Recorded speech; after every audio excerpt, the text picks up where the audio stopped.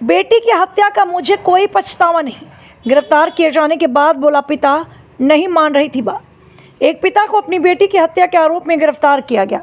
गिरफ्तारी के बाद पिता ने कहा कि उसे अपनी बेटी की हत्या का कोई पछतावा नहीं है, क्योंकि वह उसकी बात नहीं मान रही थी। पुलिस मामले की जांच कर रही है।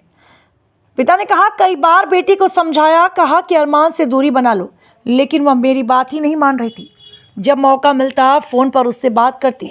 आज जब उसे डांटा तो गलती मानने की बजाय मुझसे ही झगड़ने लगी, इसलिए गुस्से में उसकी पिटाई कर दी, उसकी जान चली गई। इसका मुझे कोई पछतावा नहीं। गिरफ्तारी के बाद कंबल ओढ़ कर लेटा नूर मोहम्मद बेहद सामान्य दिखने का प्रयास कर रहा था। जिस बेटी को गोद में खिलाया, पाल पोस कर बड़ा किया, उसकी अपने ही हाथों हत्या करने के बाद चेहरे पर कोई शिकन तक नहीं थी। बोला वह जो कर रही थी उससे परिवार की छवि खराब हो रही थी, इसलिए उसकी जान ले ली। इसके लिए कानून जो सज़ा देगा वह मंजूर है। नूर मोहम्मद की पत्नी का 9 वर्ष पूर्व निधन हो गया था। उसके बाद उसने ही वह बेटे और बेटी के लिए पिता के साथ साथ माँ की जिम्मेदारी भी निभाया।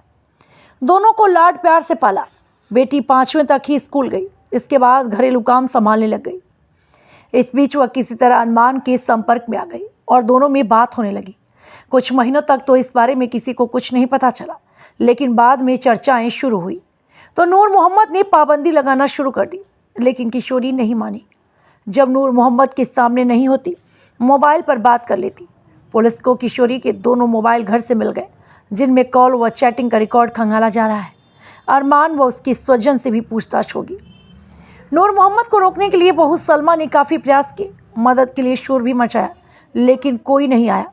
बेटी की हत्या के बाद नूर मोहम्मद काफ़ी देर तक वहीं रुका, चिल्ला कर कह रहा था, कहीं नहीं जाएगा, जो आएगा उसे बता दूंगा कि मैंने ही बेटी को मारा है।